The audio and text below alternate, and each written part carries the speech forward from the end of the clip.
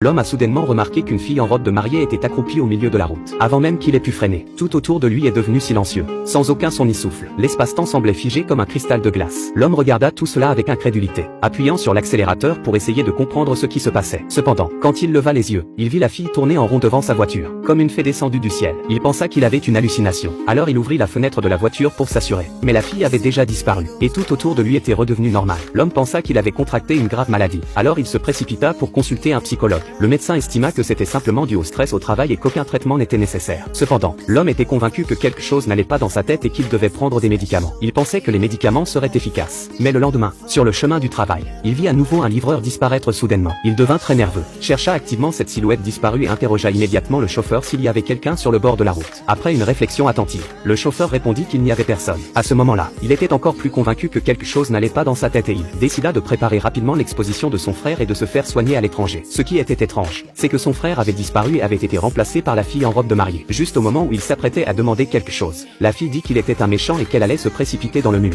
Bien qu'il ait réagi rapidement et empêché la fille de se blesser, sa main avait failli être fracturée lors de l'incident. À ce moment-là, la fille avait l'air perplexe, ne comprenant pas pourquoi ses pouvoirs avaient soudainement échoué. Elle mobilisa toutes ses pensées pour essayer à nouveau de passer à travers le mur, mais échoua à cause de l'interférence de l'homme. Profitant de l'inattention de l'homme, la fille renversa du plâtre à côté d'elle et s'enfuit rapidement. Cependant, l'homme avait déjà découvert l'adresse du restaurant où la fille travaillait. Il prit possession du restaurant où travaillait la fille et commanda tous les plats du menu, demandant à la fille de les préparer elle-même. Comment un extraterrestre pourrait-il cuisiner? À ce moment-là, la cuisine prit feu et l'homme se précipita pour aider. Il enleva sa chemise surmesurée, tout en grondant la fille pour son imprudence. Utilisa la chemise pour éteindre le feu. La fille était fascinée par l'acte héroïque de l'homme, et sa main parcourut involontairement ses pectoraux. En fait, les gens de leur planète, une fois qu'ils avaient inhalé les phéromones de l'autre sexe, tombaient immédiatement dans un état de plaisir. À ce moment-là, la fille réalisa que l'homme était la personne qui avait pris sa clé pour rentrer chez elle. Elle dit, alors c'est toi l'homme que je cherchais.